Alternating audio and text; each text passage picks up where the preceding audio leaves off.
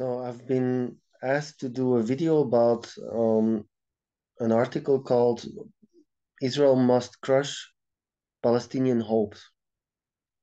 And first, a short introduction to that. And I'm sorry for how my camera is shaking. I will try to hold it steady. Mm, First, a short introduction. So, the American Civil War was won, I think, by a strategy of total war, and we can see a very clear evolution in how the violence got more and more intense. And you can see that by the number of casualties. The casualties mount gradually. I think in the last year of the American Civil War, probably more people died than in the first two. And also, violence towards civilians increases. And also, the generals who are in charge see the war differently, or they see what needs to be done differently. One example of, let's say, a soft war, or an advocate of a soft war was George McClellan. And he was 34 years old when he was given command of the Union Army. After the defeat of the Union at the Battle of Bull Run on the 21st of July, 1861, it was a very humiliating defeat. Their whole army crumbles and they run away. And if a similar situation had happened on the battlefield, even a year later, I don't think they would have panicked and don't think they would have run away. These were mostly volunteer soldiers. They were green troops. They had marched all the way from Washington to Manassas, close to Manassas, and they thought they were winning, and then they ran into some tough resistance, and they broke, and they started panicking, and they thought that cavalry was after them. Actually, the Confederates had only quite a small cavalry branch or at that moment. So they panic and they run all the way back to Washington. And lots of civilians get caught up in that flight, and because many politicians and their families came out, or the high society of Washington at the time came out to watch the battlefield. So like they had this really romantic idea of war and one big battle, and the whole thing would be over, and secession would be crushed, and everybody could go home. So initially, they also asked for 3 months volunteers. That also shows that nobody was expecting a hard war. And then McClellan takes over. He drills. He organizes a really large army, about 125,000 troops, maybe sort of. And he has a really good idea, in my opinion. He doesn't want to go overland to reach the Confederate capital in Richmond. He proposes to hit him in the flank, and he assembles a large flotilla of to transport his army, and landed on the flank of Richmond, and then from there he wants to reach Richmond and capture it. And the army, the largest concentration of Confederate troops is of course to the north of Richmond, and with this flanking maneuver, they will be forced to fall back. And then exactly that happens.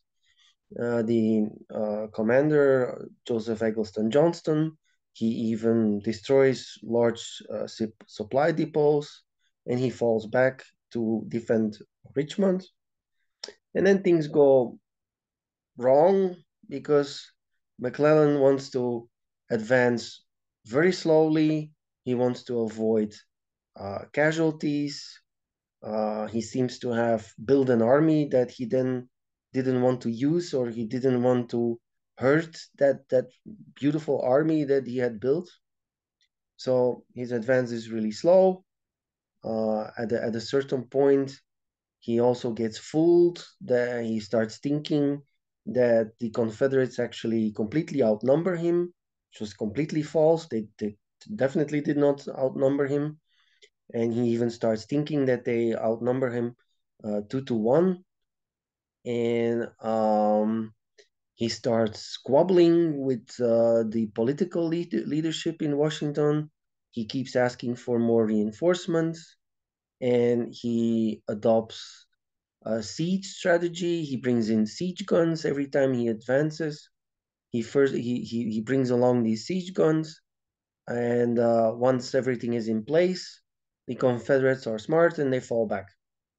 Of course, they can't keep falling back. Eventually, they are already in Richmond, and Joseph Eggleston Johnston is now forced to do something. He can't just keep falling back.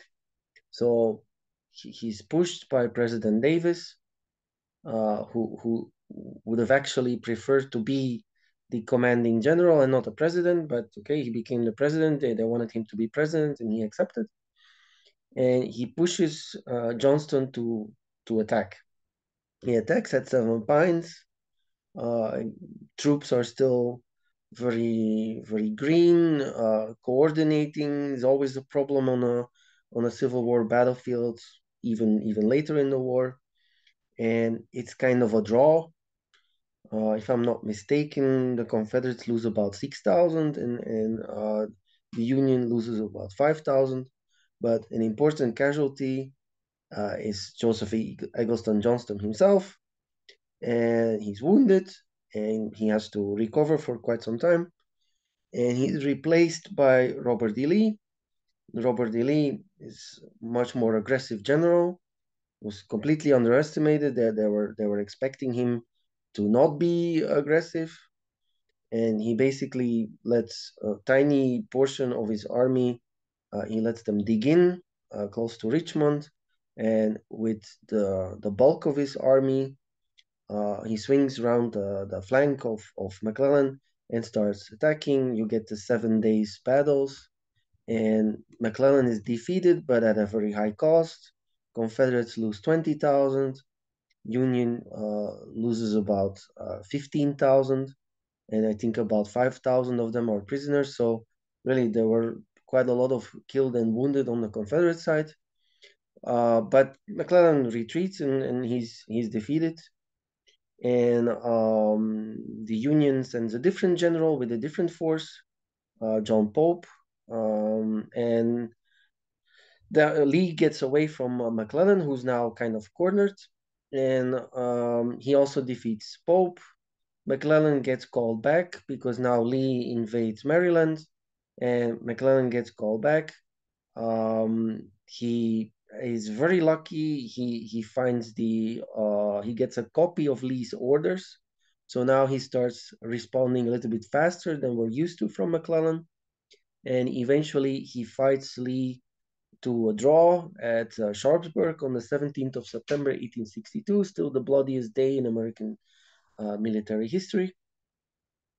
And but then he doesn't follow up his victory. He doesn't push to destroy Lee, and Lincoln finally decides to sack him and doesn't call him back anymore. So, and early on in the war, um, the Union is quite nice towards Southern civilians. Some Southern civilians have very strange ideas, like they know they've seceded from the Union, so they don't want to be a part of the Union anymore.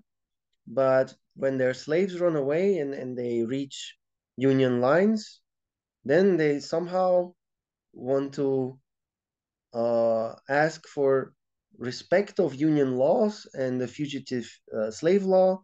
Give me back my slaves. So they want the country that they don't want to be a part of anymore to respect laws of that country that they don't want to be a part of, to their advantage. And the union comes up with a clever response.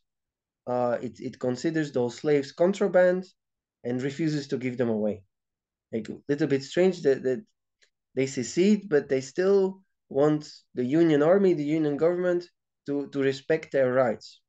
This seems absurd to us now, but it wasn't so easy for the Union to find a solution to this. Like at early on, it was kind of a civil war, like a polite, nice, kind of romantic war. They also swapped prisoners. Sometimes you didn't go into captivity as a prisoner. You were paroled, so you promised that I will not take up arms again until properly exchanged.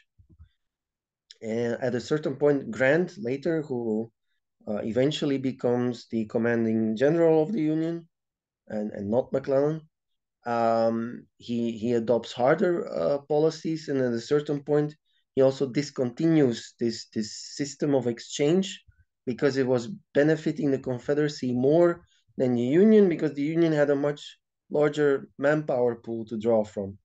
So this swapping of prisoners benefited the South a bit more, and I think um, the official reason why Grant discontinued it was because the South didn't want to treat black prisoners the same way as white ones. But then eventually was the system did continue. So strange war where you have these kind of rules that are like they're still quite nice to each other. For example, also landmines. There was like taboo to use landmines, and if from time to time they were used, the Union would take some of their prisoners of war, Confederates, to march in front of their armies to step on those mines. So yeah, warfare also evolves, and like for example now, gas is absolutely unacceptable for some reason, and in the First World War it was used. So the way we kill people in a war is always up for debate, like what is acceptable and what is not acceptable. Um, then back to the Civil War. I think Grant realizes after the Battle of Shiloh, so April 5 and 6, I think, April 1862. He realizes was a very ferocious battle, and the South loses that battle. They win kind of on the first day, but then on the second day it goes wrong. Their top guy, Albert Sidney Johnson, gets wounded, dies. He doesn't get proper treatment, or they realize too late what's going on. He could have been saved, but he dies, and Grant gets reinforced, and he wins that battle. But he realizes it's a very costly battle on both sides. I think both sides lose about between 10,000 and 12,000 men, which is quite a lot, like percentage wise.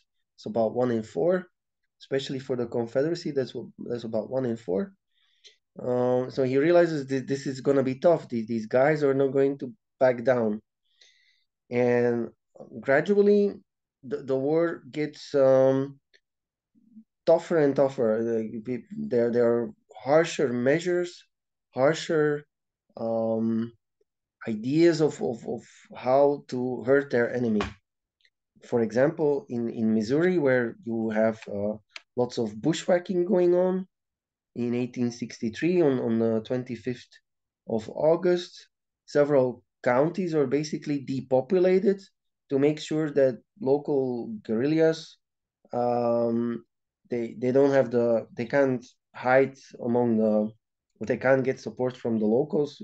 They push them out.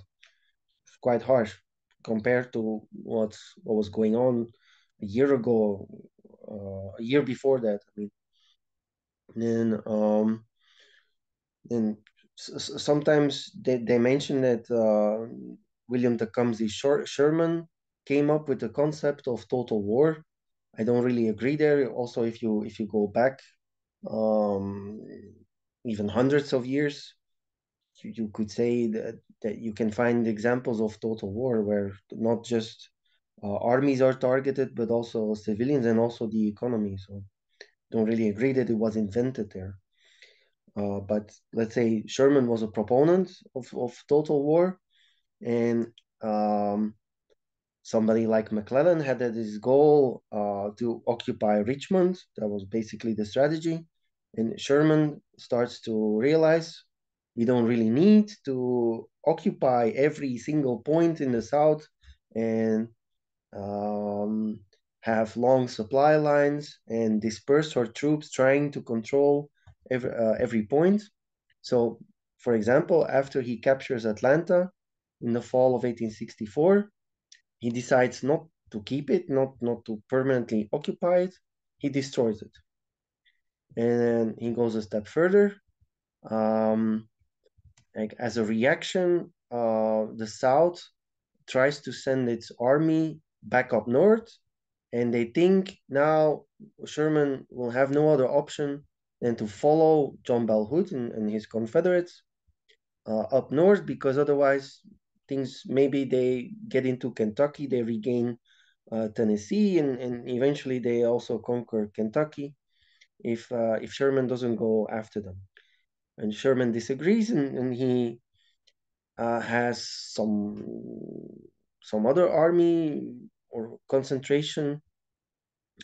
He has it assembled in Tennessee around Nashville to stop Hood, and this works. Hood is stopped. I think Hood makes quite a lot of mistakes, but meanwhile, Sherman, almost unopposed, marches from Atlanta to Savannah, and he actually reaches Savannah at I think Savannah falls around Christmas, and he offers Savannah to Lincoln as a Christmas gift.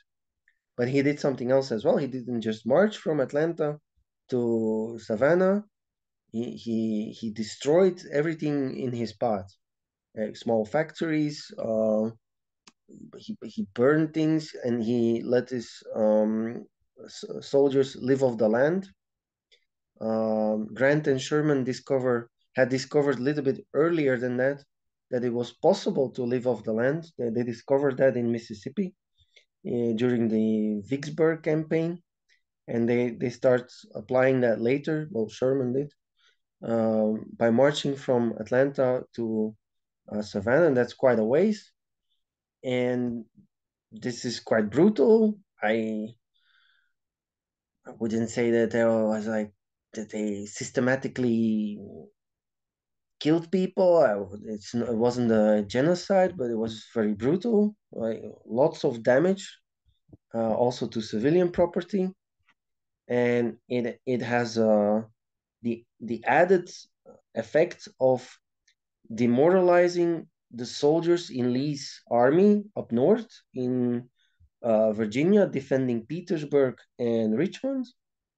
And because they know what's going on, they know that Sherman is basically raiding all the way through Georgia, that their families must be suffering, and they start deserting. They want to go home and see what's going on, and be there for their families directly.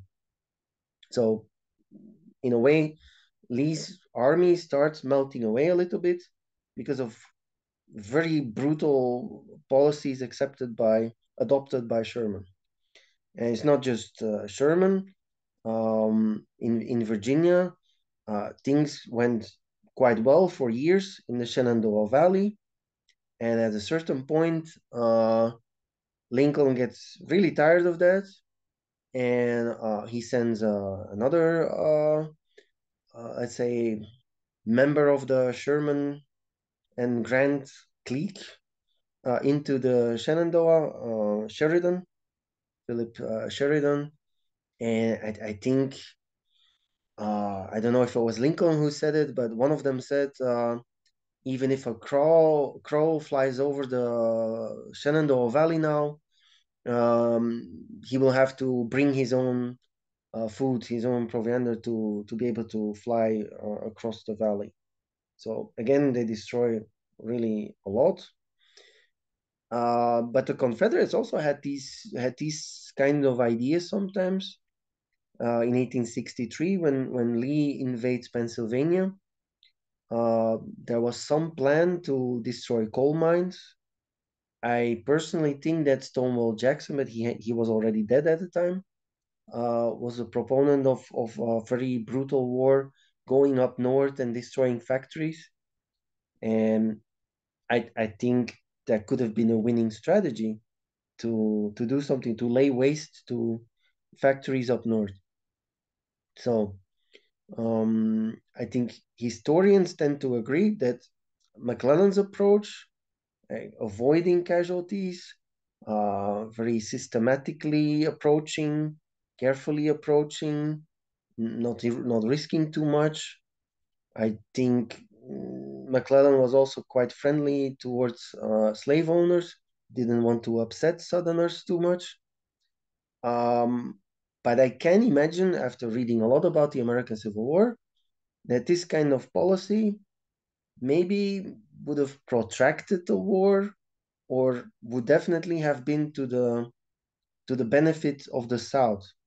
And kind of an easy way to prove this is, I think, if you could travel in a time machine and ask Lee, so who do you want to be the commander of the enemy? Do you want McClellan, or do you want Grant? I think if he's honest, he would have preferred McClellan.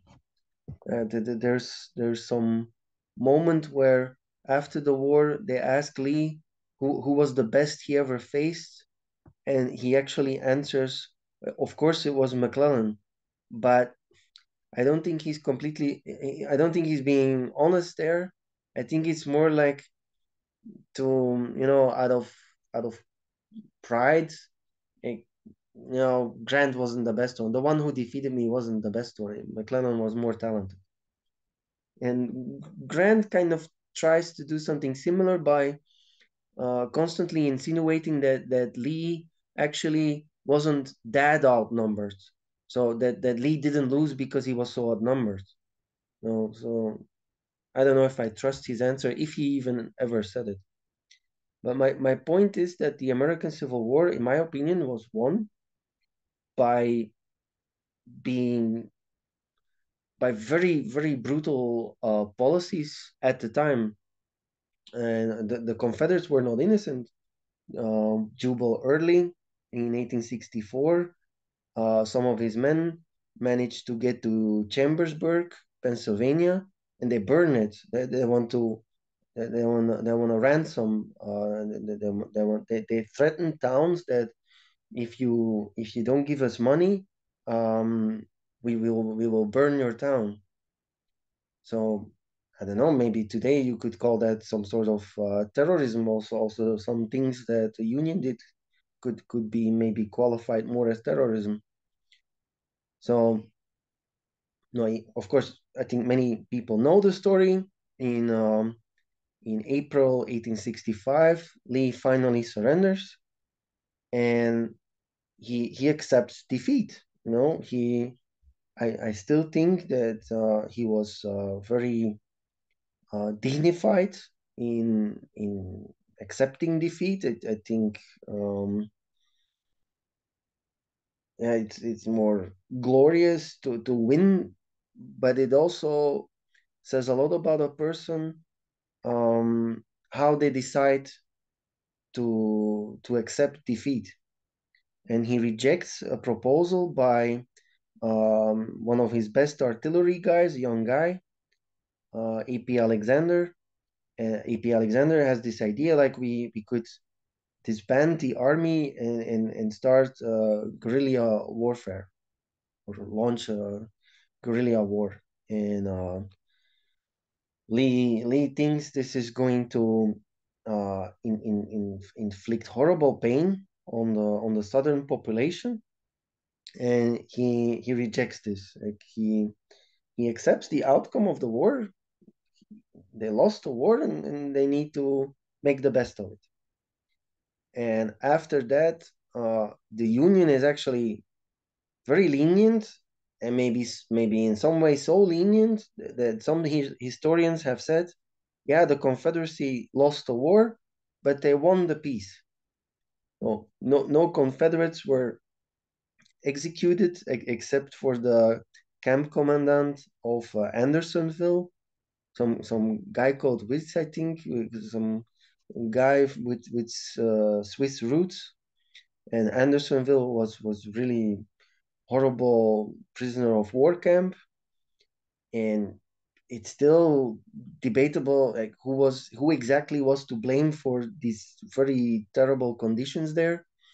And what's often neglected is that camps up north for Confederate prisoners of war were really not that much better. And the South or the Confederacy could say, yeah, we couldn't even feed our own soldiers, so how were we supposed to feed our prisoners of war?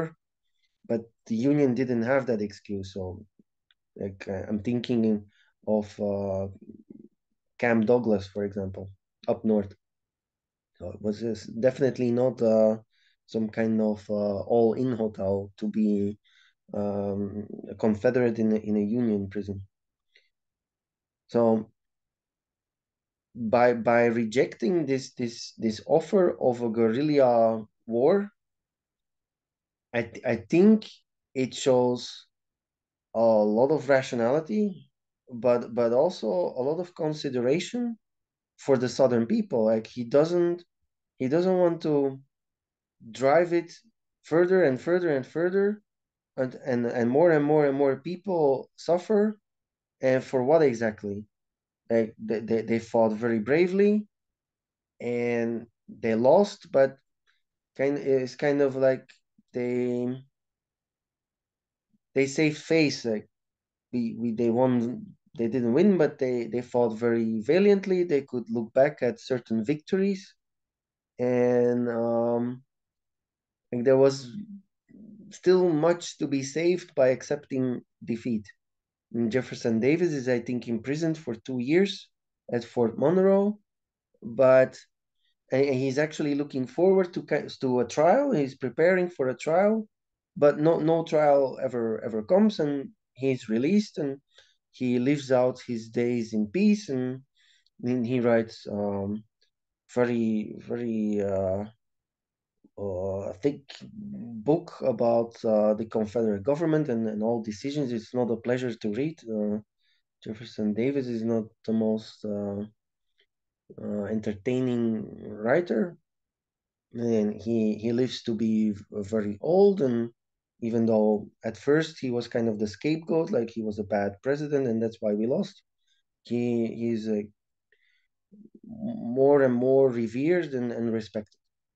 So nobody was executed, people could ask for a pardon, but before that the war was really brutal. Now maybe I should get to the article I'm asked to comment about or to comment on. um, So this article, as I mentioned, the title is Israel should make sure that the Palestinians lose all hope. So this leads me to think, what is war? Like, I think many people have heard this quote by von Clausewitz, some Prussian thinker, strategist, tactician. War is a continuation of politics by other means. So Palestinians can't get what they want, or they certainly think that they can't get what they want through peaceful means. So you can resort to war and try to get it that way. Only the most irrational, crazy people would resort to war if it's completely obvious that your case is or your cause is hopeless. So I'm assuming that many Palestinians who are have taken up arms against Israel, they have at least some hope that they could accomplish something by that. No, I don't think you have people who know that they will lose and fight anyway, and find some kind of vindication in dying that way. in sacrificing themselves. But I still think that even when Palestinians sacrifice themselves, that it's with an idea of of winning in the end.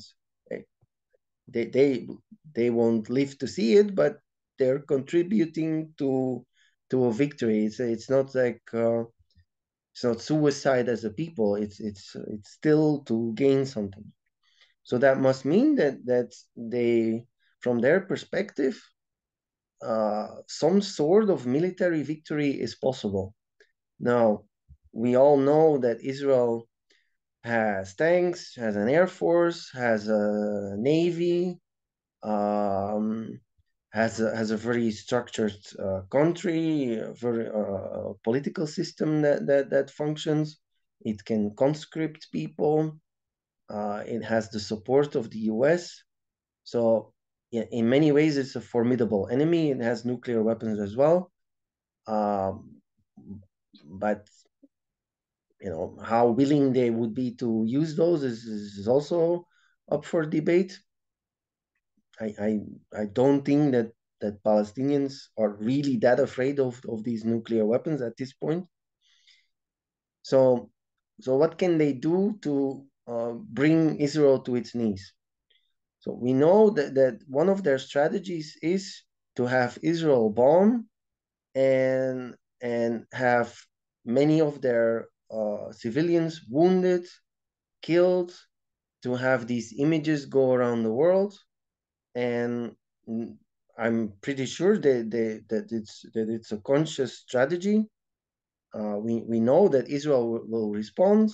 Many of our civilians will die, and that's breaking eggs to fry an omelette. Um, I really think they are that cynical. I don't think they care that much. I think they see it as part of a strategy. And yeah, now some kids will die because of Israel bombing them, and gives us currency on the world stage. And this strategy seems to be working really quite well. Um, until I actually talked to somebody in Israel, and he was willing to give me or to make a lot of time for me, and to really listen to my arguments, and to tell things from his perspective. I always thought that Israel was kind of stupid to bomb Gaza, knowing that they would kill a lot of children, and that the world would be outraged and condemning Israel.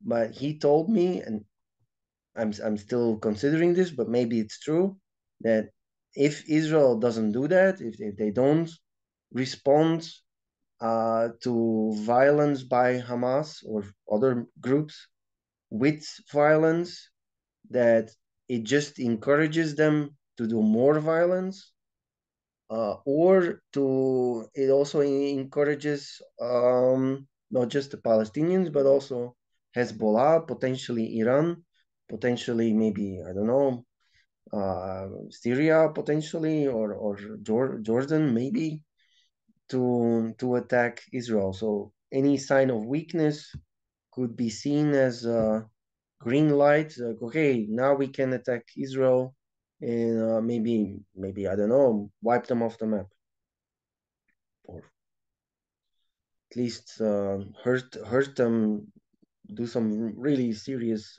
damage. Maybe it's possible. Um, but that what I want to get to is, um, does a hard war more easily lead to a lasting peace than a soft war? Like, does a soft war drag out the suffering indefinitely? And in Dutch, my native language, we have a saying that goes a little bit like, um, let's say, mm, soft doctors make stinking wounds. Like if you treat a patient, like, or imagine a surgeon and he's very hesitant to make an incision or something, or very hesitant to stitch you up, or to remove something. Yeah, you can imagine that he will make it worse. Like you have to be fast, you have to be hard, and get it over with. So this article that I've been asked to comment on, um, strongly suggests that yes, Israel should go very far, and one of the arguments it has is that there's this, let's say, tactic by pro-Palestinians and the Palestinians themselves, that if you bomb us, if you kill some of us, then you're just breeding more terrorists. More people will hate you, and so more people will stand up and become terrorists. In this article, there's the argument that the hatred of Palestinians towards Israel has already maxed out. So if you throw a few more bombs, they're not going to hate Israel more. That's what the article says. So their hatred is already peaking. So the idea that there would be more terrorists by angering them more, it doesn't seem to work that way, because they've already reached the limit. They already hate Israel to the max. Maybe. Um, there I could also think that maybe if Israel doesn't resort to violence and starts using other methods, more peaceful methods, and maybe that hatred goes down. The author of the article doesn't agree. Like, he gives the example of Assad. Assad was in a weak position. Uh, I don't know how much. I can't express it in a percentage, but let's say clearly a substantial number of his own people hated him, wanted him gone. And maybe now, after so many people have died, way more, by the way, than have died between Israel and the Palestinians, he seems to be firmer in the saddle than before. So clearly, the article is saying that very hard war, and then you get solutions. Um, how the world would respond to that is, of course, something different. It may be true that the hatred of Palestinians towards Israel cannot get any higher, but the reactions by the international community towards, or in a negative sense towards Israel, could grow and grow and grow. I think that has definitely not maxed out. And I've seen something quite strange over the past weeks. When October 7 happened, I thought, okay, now it's definitely over for the Palestinians, because Israel will now have so much sympathy. But I didn't think that it would be over for the Palestinians. I thought that Israel will get a free hand now, and they will get a lot of support, and things will get very tough for the Palestinians. I didn't think they would be over. Um, what I actually thought was that Hamas wanted Israel to attack, and then had the possibility to attack their soldiers, which they otherwise don't really have, or not in a way that they want. So anyway, so let's say that Israel makes things even harder, destroys even more, so that the Palestinian resistance loses all hope. Is that possible? Can you hurt them so much that they think, okay, this is so hopeless. Let's not even go there. Let's not try that. There, I'm very skeptical because their situation is already quite hopeless. They're already very fanatical. I don't think that many people in their position would want to keep trying, maybe, or at least like people in Europe who are definitely not that fanatical and probably don't know what war is, apart from Ukraine, the Balkans, and maybe Northern Ireland. Um, so there I'm skeptical if they would ever give up. Um, then I'm start to worry that this article is starting to call for ethnic cleansing near the end of the article. It also builds up the reasoning that one way to end this is to have all the Palestinians out of Gaza. And the author says he doesn't really understand who could be against that. It's a war zone. In any other context, it would be okay to get these people uh, out of this theater of war. I seriously think that many people would um, immediately get up on their high horse and like, what the hell are you proposing? This is ethnic cleansing. This is genocide. You can't push them out. Uh, and the reputation of Israel would be even more damaged. So you see, that was their plan all along. They wanted all the land. Uh, it was all a trick. Here you can have Gaza back in 2005, but all the time thinking, how do we get it back? How do we get it back? How do we get it back? So there I don't know. It also doesn't solve the problem with the West Bank. If you leave all morals aside, then yeah, the problem is fixed when one side completely loses. There's this Israeli psychologist. I've already mentioned him in other posts. I think his name is Samuel Vaknin.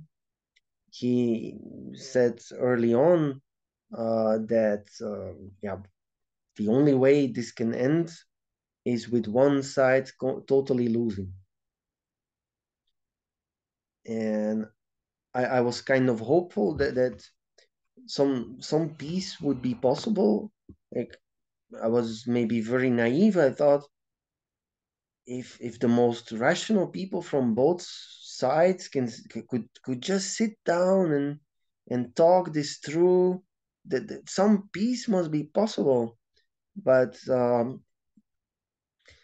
when I observe what's happening online, and where people even with the best intentions, I think sometimes start conversations, it escalates in 2 minutes. So okay, social media is very specific realm, or very specific dimension that doesn't necessarily have to reflect what's going on in what's possible in real life, but certainly doesn't give me much hope that people there, that Israelis and Palestinians can somehow solve this without very strong moderation from third parties. So, but back to the main question that is, or the main thesis that this article proposes: does a total war waged by Israel solve this.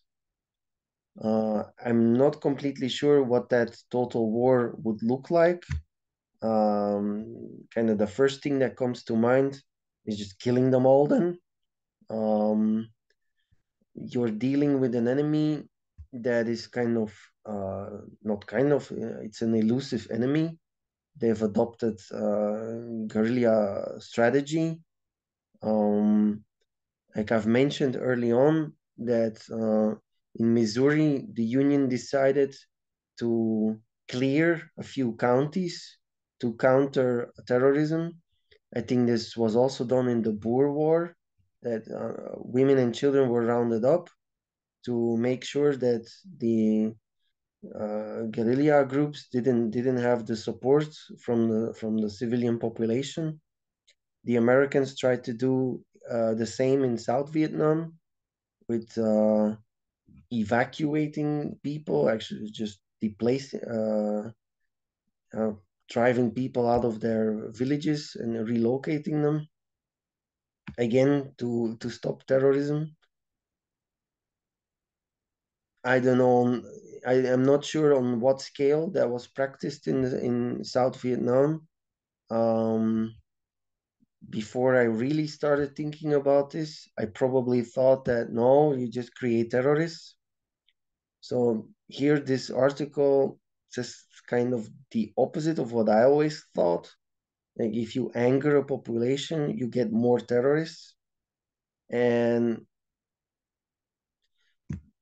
yeah, maybe if that population realizes that it's completely hopeless, then they don't become terrorists. Uh, Another option would be that they have leadership like Robert Edward Lee, who sees what it he can envision what kind of pain would be inflicted on his own population and decides not to do this. And by the way, this was not just Robert D. Lee, like the Confederate leaders, apart from a few hardliners, Jefferson Davis was trying to get to Texas after Lee surrendered to continue the war there.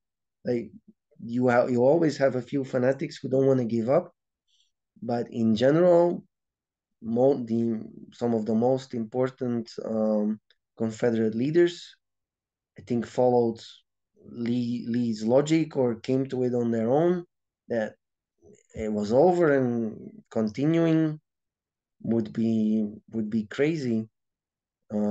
Of course, that doesn't mean that later, when uh, peace returned and Union armies started being disbanded, that local groups like the KKK didn't try to impose their will on the local population. But it's not exactly the same as continuing a full-scale guerrilla war. So, but I imagine that in this case, it would be hard to find Palestinian leadership who would seriously want to stop resisting militarily. And then when I think as a pro-Palestinian, then you could say that of course they have to resist militarily, because if they don't, Israel will just take away everything they got step by step. So the same argument that I hear, that if Israel doesn't step up the bombing, then Hezbollah invades, or Iran attacks. But I think the same argument could be made for the Palestinians. If they never resist, what is going to stop Israel from slowly but surely driving them into smaller and smaller enclaves in the West Bank, and of blockading Gaza?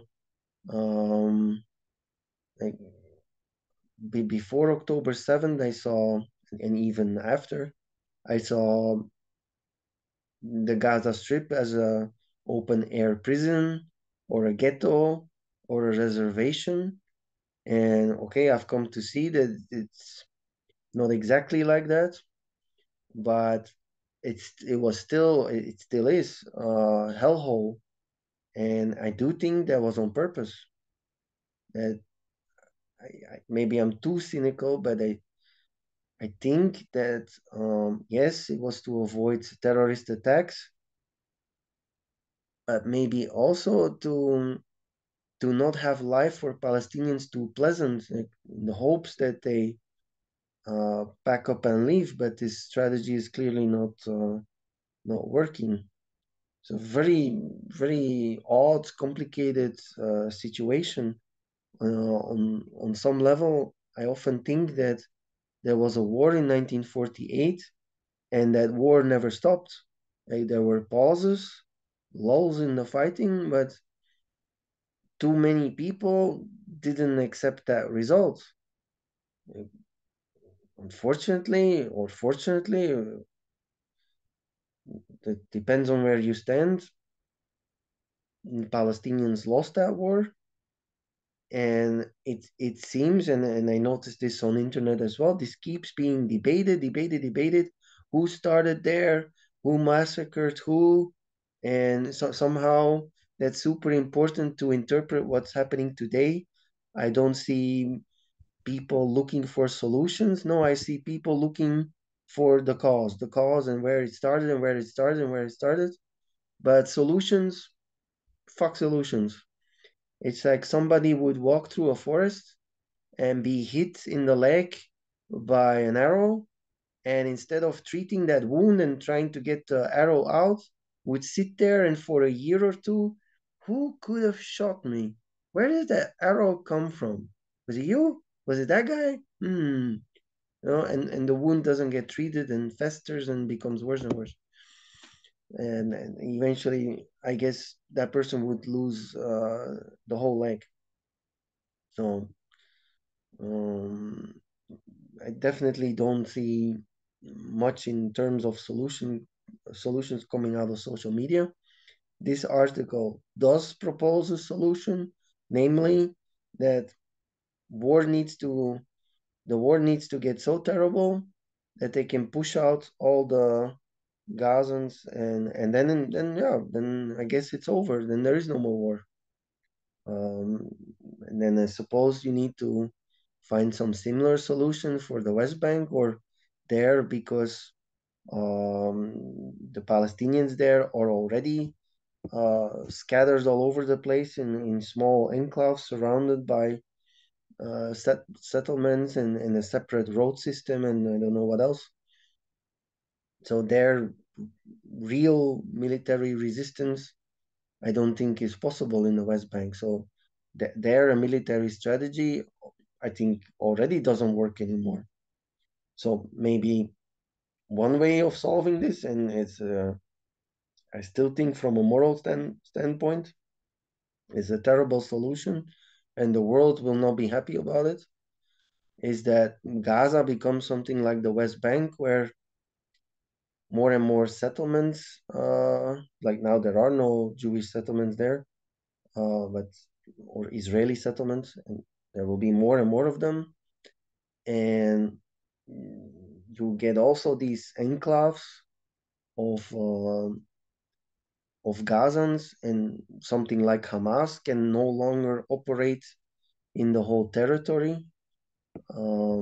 Something would have to be done about those tunnels as well then. So yeah, one solution would be total defeat of Hamas and other groups there.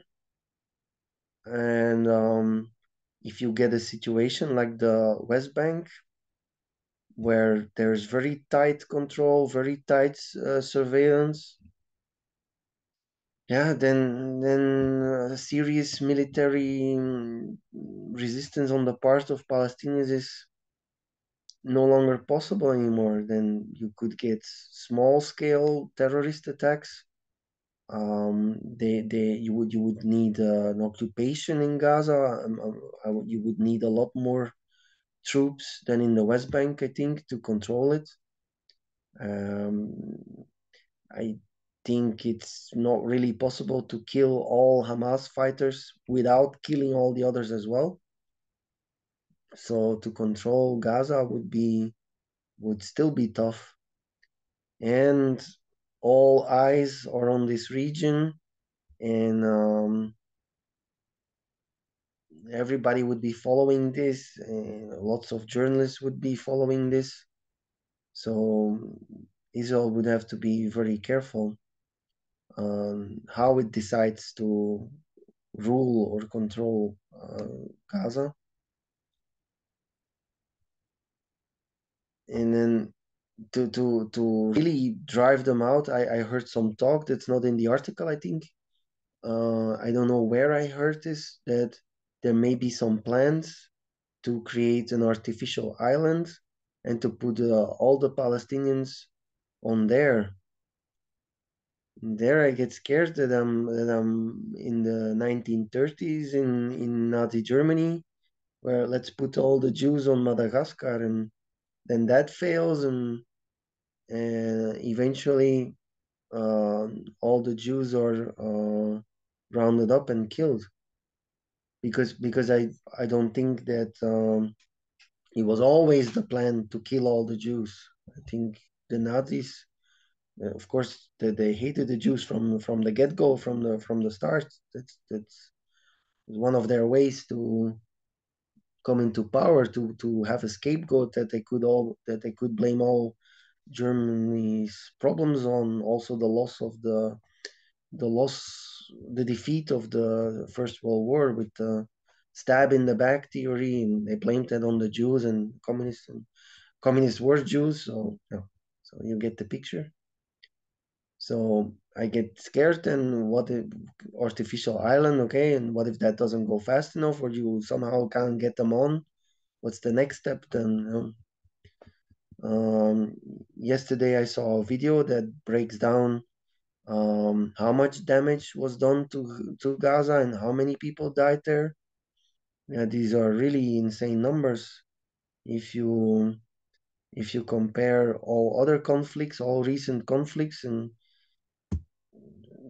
it almost doesn't make sense that so many died there if Israel was trying so hard to avoid civilian casualties. That video really got to me, and I think they were correct. It was a video from Breaking Points with Crystal Ball.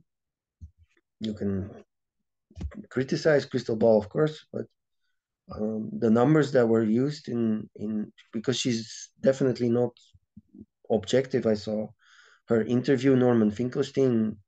Yeah, she listened to him for 2 hours, but it was a really serious interview. But the numbers that they used in that video seem to check out. I mean, after everything, I followed it quite closely. After everything that I saw happening there, everything that came out of Israeli news sources, international news sources, Arab news sources, it seemed very logical, their conclusions.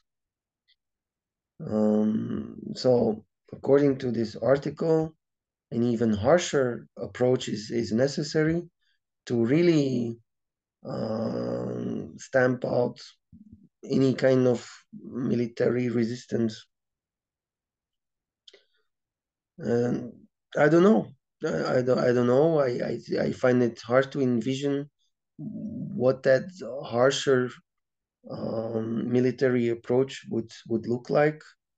Um, I suppose that would involve punishing a lot of civilians, destroying even more apartment blocks, really hurting them even more to really let it sink in that resisting is not an option, making them turn away from Hamas. I've seen only one video, and I don't speak Arab, where I saw a guy on the street in Gaza ask. He was clearly suffering. I don't know exactly what happened to him or his family. and you could he screamed, and according to the subtitles, it was, "Why did Hamas do this? Why did Hamas do this?" Um, or maybe it was in English. It's been a few weeks since I saw that, but it's I believe that he said, "Why did Hamas do this? Look, this is the result." But that's what he wanted to say. So if we have more of that, will it stop? Will they to what extent does Hamas need the support of the local population to do what it does? Are they an entity on their own? I don't know if this is true, but I saw Arab woman. I don't know if she was Palestinian, but I think she was. Um, Post that Hamas doesn't stay in the homes of regular people, that it's not clear who's a member of Hamas, that the Gazans themselves also don't know. So I don't know if only Hamas stays motivated and the local population loses hope, can they still continue? Does it become much harder for them to continue? That I would have to know more about how Hamas operates. What could if they don't have their population anymore? Yeah, then that means no more human shields. I don't like this idea of human shields because it's too I think it's too often used as an excuse to bomb away and also bomb targets where there were no Hamas members inside. So I think this idea is also abused. Um, so to come to some conclusion, do I think that in some cases a very harsh war solves things or leads to peace? Yeah. People have also given the example of total war against Germany and Japan. And I thought everybody was on board with that idea that we needed total war to defeat Nazi Germany and Japan. But apparently, there are also some recent books are around where the authors claim that wasn't such a great strategy. There, I'm very skeptical. I don't know how you could have gotten rid of Hitler and his apparatus and his regime with a soft war. Would you have encouraged some sort of resistance in Germany to overthrow Hitler and to come to peace or to accept peace faster? Very skeptical there. And then with Japan, there I think these atomic bombs on Hiroshima and Nagasaki, I don't think they were necessary to have Japan surrender. I think Japan realized things were hopeless when the Soviet Union also declared war on them and started occupying islands and started attacking them in Manchuria and unleashing all hell. So, yeah, I must say that I think it's hard to determine how much force you actually need to win any war. Sometimes it's not enough, and sometimes you need more, but sometimes it's also too much. I also think that Dresden didn't didn't need to be bombed the way it was. Um, like in my opinion, the American Civil War was sort of won with exactly the right maybe amount of violence to make the enemy see, okay, stop it.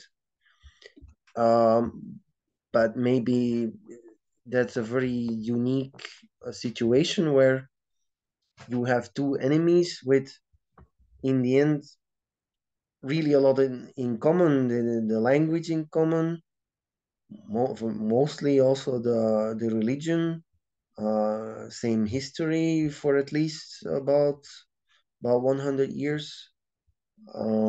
So it's very unique war to compare to other wars.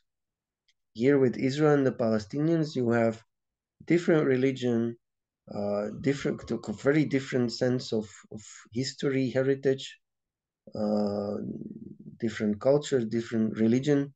There are many um, yeah many things that divide them. So maybe also, yeah, they have different backers.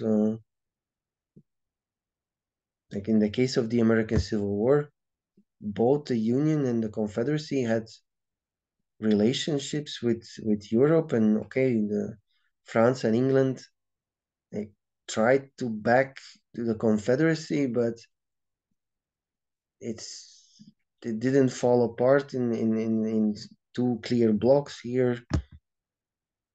Iran, there are also these bigger players that have a stake in this conflict, much more than other players had a stake in the outcome of the American Civil War.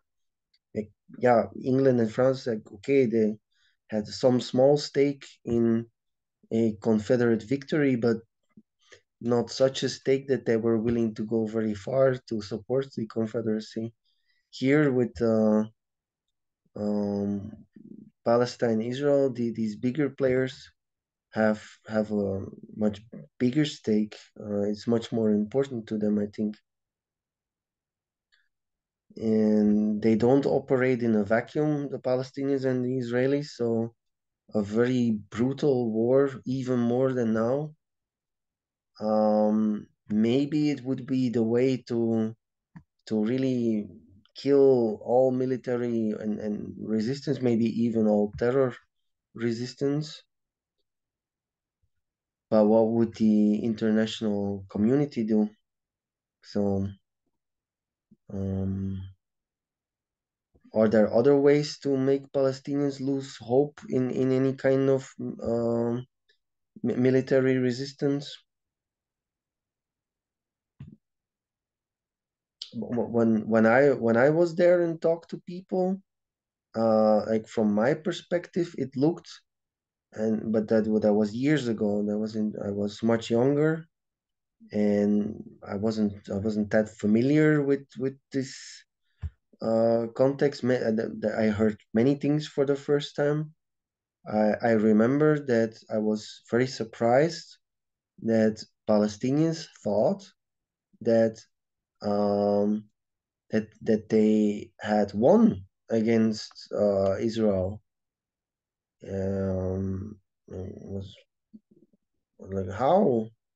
And their logic was, yeah, they didn't get all the land, so we drove them out. Like, they couldn't stay. We drove them out, so we won. No, strange idea. And that there I also noticed that I didn't meet many people who would say things like, we want to kill all the Jews, or Israel has to be destroyed. But there were other things that surprised me. I remember having quite a long conversation in Russian. Actually, those were two Palestinians who had studied in the Soviet Union, I suppose, and they still spoke Russian. And for the first time, I heard this theory that the Jews were behind 9/11. And back then, the internet was still relatively new, so all these conspiracy theories, yeah, you knew that there are those are out there, but you didn't really look into them. At least I didn't. And there I heard, yeah, the Jews, they got a warning that 9/11 was going to happen, and they weren't there. They weren't in the Twin Towers on the day that it happened. Like they happened to be somewhere else because they were warned, and it was actually the Jews who were behind it. So I mean that could be seen as a very big indicator of an anti-Semitism. And now I see that many people believe these theories or um, seem to be taking them seriously. Maybe people will remember the this video with the dancing Israelis that sparked. Maybe that's what sparked it. This idea that the Jews were behind it. Even today, I saw some short video where they claimed that the hijackers were speaking Arabic with Israeli accent, so they had stolen the identities of uh, Arabs to make it seem that Arabs were behind it. Well, anyway, but I'm going off on a tangent now. So total war. Um, I guess I'm wondering how much more brutal can you make it without simply killing them all. You know, the damage to Gaza is already really substantial, to say the least. Where I agree is that yeah, you get peace when they give up and they don't fight anymore. How that would look, what that would look like for the Palestinians if their fate would increase or if they would prosper, if it would be a case of losing the war but winning the peace. I don't know. Palestinians outnumber Israelis. If they choose peace, is there a path for them to prosper? Well, I don't have a crystal ball. I don't know. And the way it looks right now, I'm not so sure if Hamas can be defeated. And this video is already becoming quite long. So very quickly, to maintain a war on this level, Israel's economy is suffering. Lots of Palestinians can now not work in Israel. That must be affecting them. Then there's talk of bringing in foreign workers like Indians that will impact Israeli society. That's also not something you can do just like that. You have this conscription. Many people have been drafted, young people, so they are now missing in the economy. I don't know how long Israel can maintain uh, a status like this that it's at war. Even if Hezbollah doesn't really do that much, it needs to maintain a large part of its army on its northern border because you never know, you can't just pull away there either. You need troops to uh, guard against any kind of uprising in the West Bank. You still don't know what Jordan might do or Syria. I don't think they will do something, but you can also not count on it 100% that they won't do anything. And I suppose Egypt will definitely not do anything.